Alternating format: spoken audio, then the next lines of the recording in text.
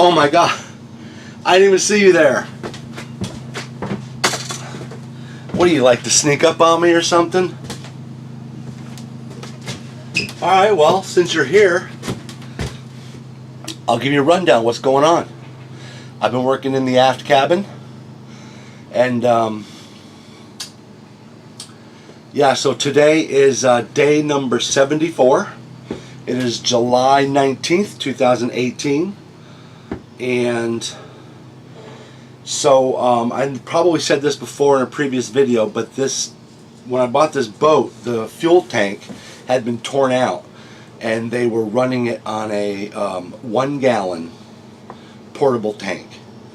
It was good enough to get me to the lift, to get me out of the water, but obviously we needed a new tank. So originally this boat was built with a 35 gallon tank under the aft bunk, and we want to make this a long range cruiser, so we upgraded it to 70 gallons. Now, in order to fit 70 gallon tank in, we needed to widen the aft bunk by 2 inches. Well, maybe 3 inches, about 1.5 inches on each side.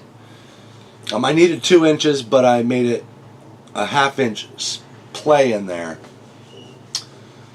for the tank. So anyways, come on in, let me show you what's going on back here.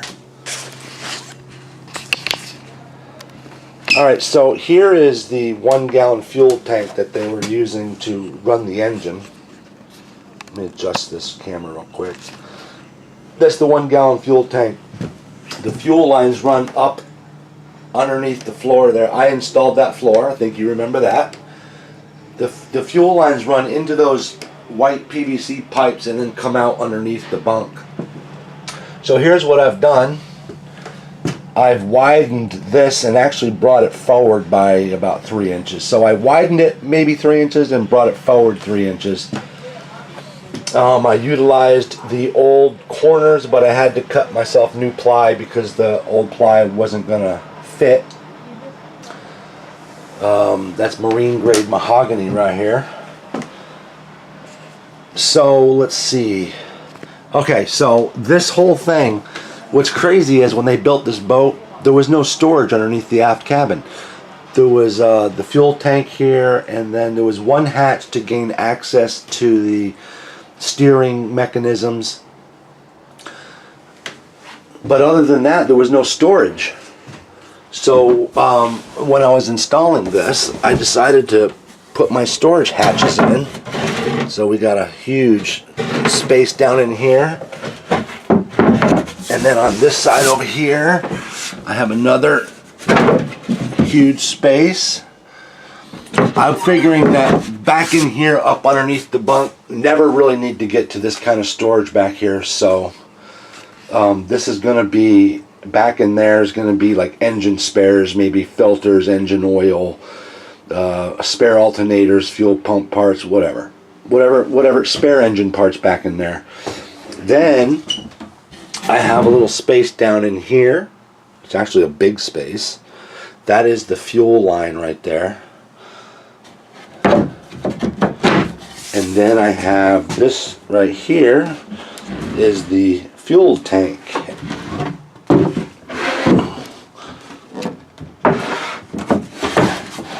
So that's the new fuel tank. And like on here, let me open. By the way, let me show you one more thing real quick. That hole right there, for you landlubbers, that is the top of the rudder post. So down here is all the steering. This is the steering cables right here, and all these cables run. They run over here, and they run up, and that's what these are. These go up to the cockpit. They run under the bunk and then come out here, and these are the cabling systems that run the rudder. So this right here is the top of the rudder post. The bottom of this post goes down into the rudder. And that is an emergency attachment. So if the steering ever went out on this boat, we come over here into this cabinet, and you see these pipes down here. You just reach down, you grab these pipes, you pull these out. I'm not going to pull them out because it's a bitch. But you pull out these pipes. It attaches to this little square post. And then up on the deck, there's a plate. You unscrew that plate. And so the pipe goes down and then goes up to the deck. And then it has like a rudder, or a tiller, excuse me. So it's an emergency tiller system. So again, if the steering system ever went out, like a cable broke or got jammed or whatever, that pipe attaches to that rudder post and becomes a tiller. And unless the rudder falls off, there's really nothing to stop that from working. If the cables were jammed, all I'd have to do is disconnect or cut these cables for an emergency. So that's your emergency steering system. All right, so on, and that is why that hole is there and will always be there, not covered up.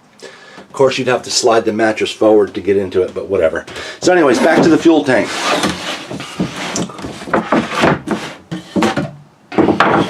So we have the fuel line coming in here. Yeah, that's the fill line.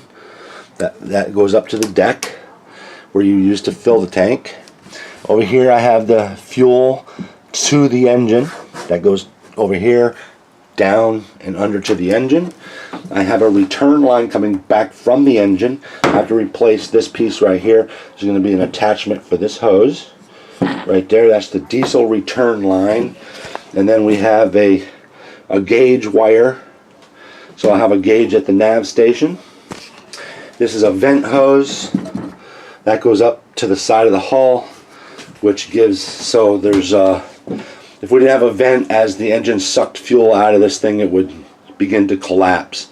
So this gives a flow of air through the tank.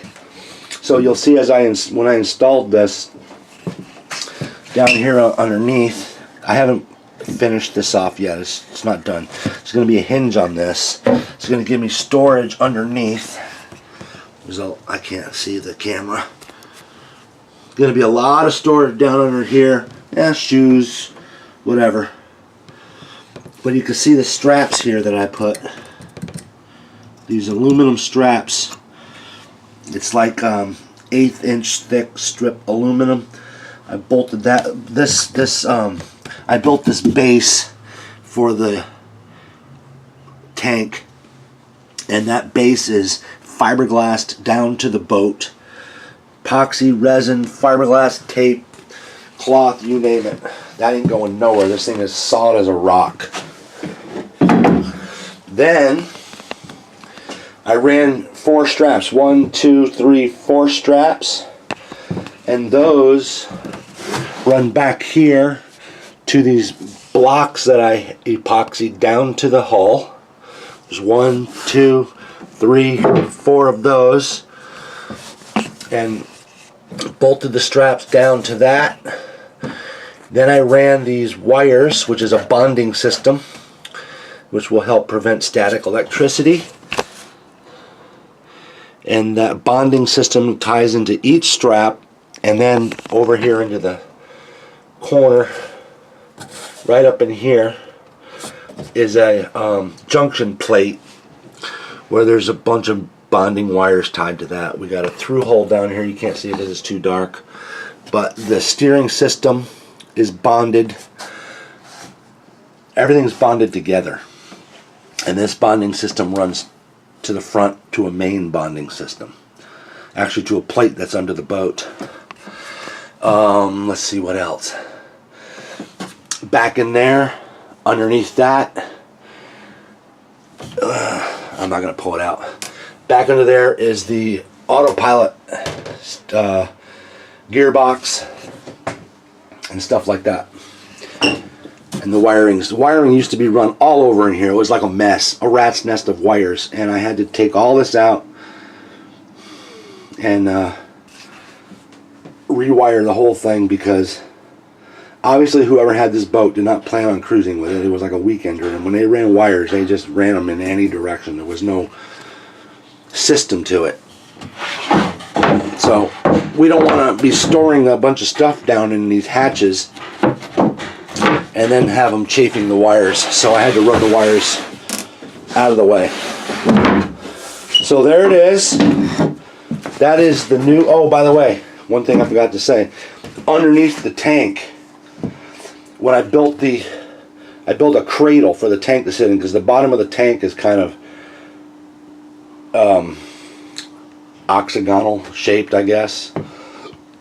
Paragonal, I don't know. It's kind of almost like a V type of a thing. So underneath on the cradle, I sprayed this foam and then pressed the tank into it. So there's full support underneath that whole bottom of that tank, because you know it's made out of plastic, the tank, so it's got like ripples in it, and the foam just fills all that up. Then I foamed all on the sides. So yeah, like I said, this tank is solid as a rock. It ain't going nowhere. Let's see. Today I'm gonna start working on this. Oh, it's been a long time waiting.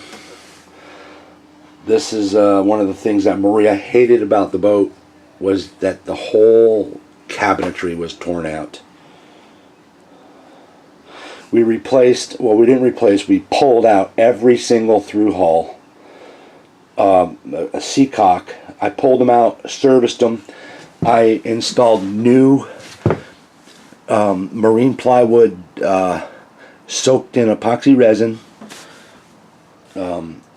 backing plates, and then installed new through hulls through brass,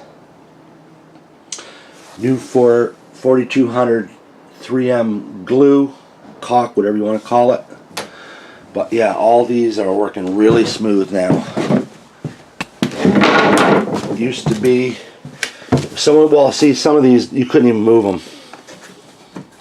They literally, you could not move them. I had to use a pipe wrench to get up there and just try to turn it. So I pulled them all out, took them all apart, serviced them, greased up there's a rubber thing in here that turns, but now it's so simple to move. It's almost like new. And then this is a little lock thing right here. It locks it down, so you can put it in up position, down position, and then turn this and it locks it. So these are Graco Seacocks. You got one back under the bunk, which services the reefer. You got 4 here, which service the head. 2 which service the cockpit drains.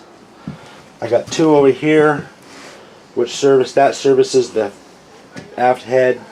This one is the engine exhaust, or engine cooling system intake.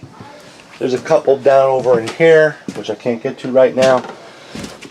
But yeah, excuse the mess. We're still under construction, but we're getting close. So here we are at day 73. 74, I said. Yeah, day 74. And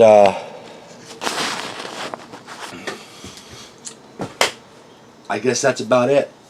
I'm going to start constructing this, and once that's done, then we can re-step the mast. Actually, when this is done, then I can do the final layer on the floor. I didn't want to put the final layer on until I had a good chunk of the construction done. If you take a look at the floor, you can see why. It's got dings and nicks and stains, and so when I put the final coat on the floor, that's the final surface. That signifies the end of major construction. So let's see, we're going to be out of here hopefully August 25th. We might extend it a little bit, but it's been brutal. I've been going at this 7 days a week, 10, 12 hours a day, no days off, and it's getting extremely exhausting. But it's getting done, and we're happy about it. We're getting close. We can start seeing light at the end of the tunnel. that's it. I guess we'll see you guys later. Bye.